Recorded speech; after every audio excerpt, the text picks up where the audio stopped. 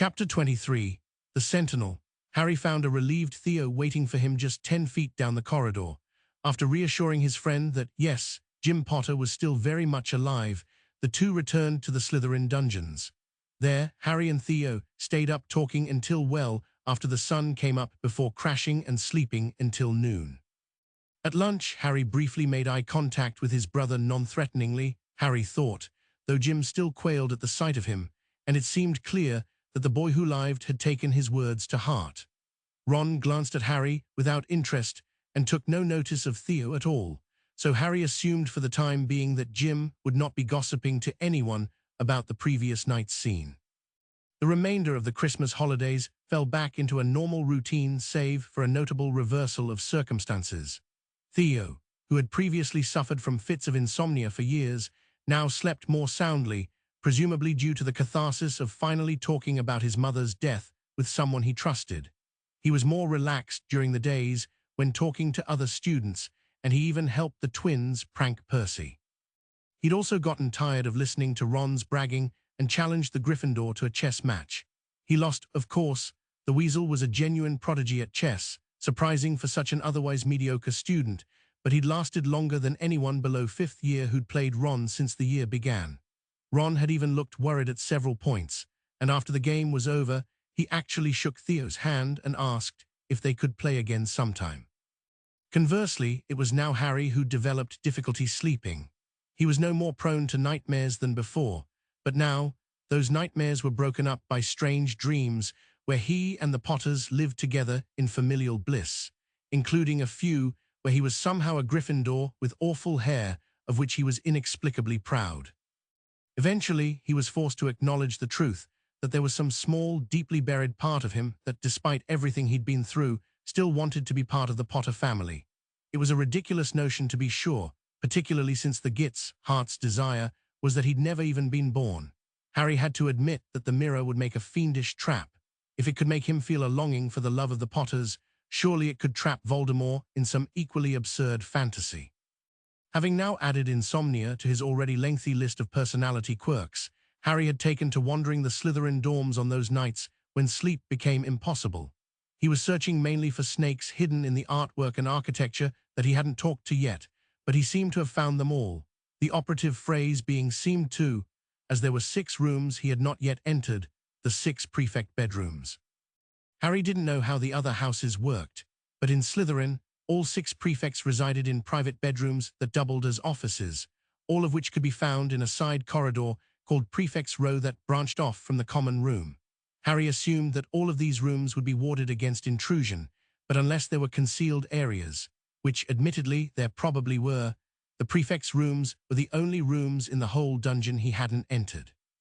And so it was, just past midnight on the last Saturday morning before the holidays ended, that Harry found himself nervously entering Prefect's Row, a place no first-year Slytherin ever wanted to be without permission. Ahead of him was a dimly lit corridor about 40 feet long. There were 3 equidistant doors on each side, with the male prefects on the left and the females on the right. He started with the closest on his left, 5th-year prefect Titus Mitchell, on the entirely baseless theory that Titus, as the youngest of the 3 males, might be less paranoid about security than any of the other prefects. Harry crept up to Mitchell's door, looked around nervously, and cast the Alohomora. The irony that he was using the illegal lock-picking charm for the same illicit purpose for which he had chided Hermione months before was not lost on him. In any case, the door did not open, which meant the youngest and least pragmatic of the 6 Slytherin prefects had more sense than whoever put Fluffy in his room on the 3rd floor. On the bright side, there was no loud alarm nor any other sign that he'd been identified as a possible intruder. Privately, Harry decided that if he ever became a prefect, he'd charm his room so that anyone who even tried to break in would end up with purple skin for a year.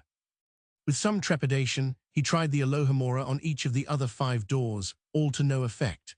Annoyed and dejected, Harry turned back down towards the common room. In retrospect, it should have been obvious that a first year, no matter how skilled, wouldn't be able to simply break into any prefect's private rooms. They wouldn't be prefects if they weren't, at a minimum, powerful enough to defend their own property. Then suddenly Harry stopped. Powerful, he thought. Prefects are powerful, relative to other students at least, and selected primarily for their power, not just for academic achievement, which is, itself, one type of power in a school at least, but for raw magical power and skill, for family reputation and financial backing, for popularity in the house and the charisma to build social alliances, and even for physical prowess. I mean seriously, Marcus Flint is in danger of flunking half his classes, but he's still the sixth-year prefect due to family connections and Quidditch skills. Harry turned to look back down Prefect's row as he recalled Egbert's cryptic words from weeks before. But the Prince of Slytherin, whoever or whatever he is presumably more powerful within Slytherin than a mere prefect. So in comparison, the 6 prefects are lesser powers, and Prefect's row would be the nests where the lesser powers dwelt. Carefully, Harry walked all the way back down the dark corridor, past all 6 bedrooms, until his path was blocked by a blank wall. Except it wasn't really a blank wall at all. It looked more like an archway that had been sealed over years or even centuries before with grey bricks. At some point, a large crack must have developed in the wall, which had been patched over with a chalky white mortar, leaving the impression of a jagged scar several inches thick in places that ran all of the way from the top right corner to the bottom left. Harry paused. Why would they repair a crack in a Hogwarts wall with mortar when they have magic? He gingerly reached out to feel the crack and realized that it was not mortar at all. The crack had been carefully painted onto the stonework. Examining it more closely, he noticed a faint scale-like texture to the paint and realized the jagged crack was actually a very crudely drawn snake. But then, he saw that even its very crudeness was deliberate, as no casual viewer would have ever recognized it as a snake unless specifically looking for one. Harry cleared his throat. Ahem, am I addressing the Sentinel? Instantly, the crack shifted on the wall, with the thicker piece at the bottom rising up to a point a foot above Harry's head and the rest dropping down towards a horizontal coil a few feet above the ground. It was now definitely a snake, white with grey eyes, and a large cobra from the way its hood fanned out menacingly as it regarded the boy. It was, without a doubt, the most intimidating snake Harry had encountered since arriving at Hogwarts. The Sentinel am I, charged by the Founder to guard the Prince's lair. Who art thou, speaker, to address me thus in the Founder's own sacred tongue? Harry's eyebrows shot up. He'd met many very old snakes in the castle, but none so old that they actually sounded archaic. My name is Harry Potter, Sentinel. I seek knowledge about the one called the Prince of Slytherin. I was told that you might be able to help me. The Sentinel hissed angrily. Thou art a child, ignorant and weak. Thou hast done nothing to earn passage save bleat entreaties in the Founder's tongue after prizing ill-gotten secrets from loose-tongued serpents. Thy humility marks thee as unworthy, and so thy request is denied. Begone. Harry was shocked. He had never been spoken to rudely by any snake he'd encountered, and the Sentinel said, Request. Felt like sheer contempt. Harry took a step back and then stopped himself, thinking deeply about what the Sentinel said and what exactly the Sentinel's views on the topic of worthiness might be. Then, after taking a deep breath, Harry boldly stepped forward again. You are gravely mistaken, Sentinel, especially in your assumption that I was making any sort of request, and what you call humility was meant to be simple diplomacy, which I now see was wasted, and so I will be more direct. I am Harry Potter, heir presumptive of the ancient and noble house of Potter. I am a speaker of the Founder's sacred tongue. I have quested throughout this castle in search of you and earned the trust and respect of the wisest of Hogwarts serpents. Though I am young, I am no child, for my childhood was burned away by cruel neglect and brutality as soon as I could walk. I am not ignorant, for I was cunning enough to lay low a mountain troll despite my youth. I am not weak, for I have already crossed wands with my greatest rival within the house of Slytherin and humbled him, instilling in all my peers a fear of my power. Like a shadow, I pass unnoticed beneath the gaze of the most dangerous Dark Lord of our time, even as I proudly aid those who seek his ruin. I have seen my heart's desire reflected in the darkest of cursed objects, and my will was strong enough to turn aside from it. So, Sentinel, if these are not enough to earn my passage, then you will tell me what more I must do to satisfy you. Otherwise, Serpent, you will obey my command and reveal to me the secrets of the Prince of Slytherin. The Sentinel's angry hissing grew louder and more incoherent as Harry spoke, until finally, after Harry issued his final command, it grew silent and still. Then, without any further response, the sentinel twisted itself back into its original shape and resumed the apparent form of a simple crack in the wall. Harry deflated, disappointed that his attempt at bluster had been unsuccessful, when he heard a very soft grinding sound coming from the wall. Suddenly, the bricks that made up the wall split along the crack, not collapsing so much as peeling away in a manner similar to the wall that marked the entrance to Diagon Alley. With seconds, where the brick wall had been, there was now an entryway into darkness. Casting a lumos with his wand, Harry stepped forward. He need not have bothered. As soon as he crossed the threshold, the darkness of the entryway gave way to a room brilliantly illuminated by glass chandeliers, each crystal reflecting the light of dozens of enchanted candles. And what a room the prince's lair was!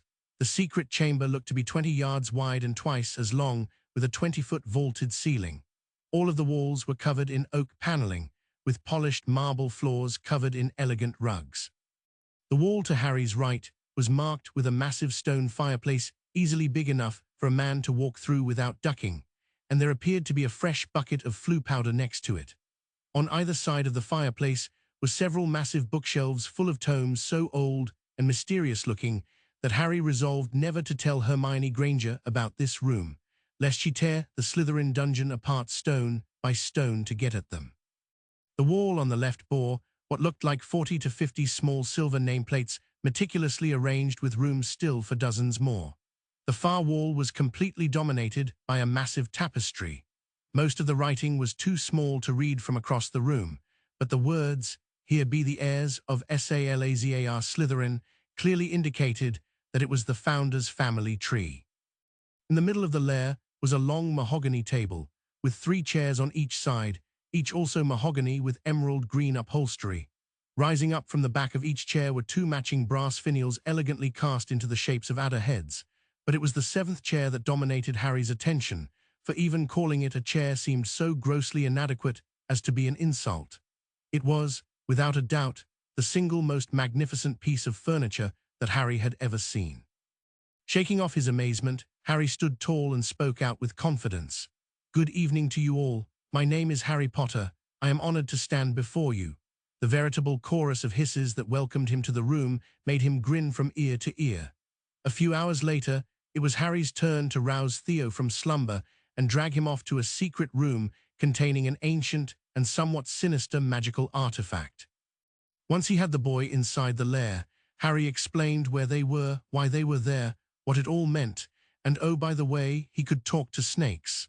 Understandably, Theodore not immediately fainted dead away.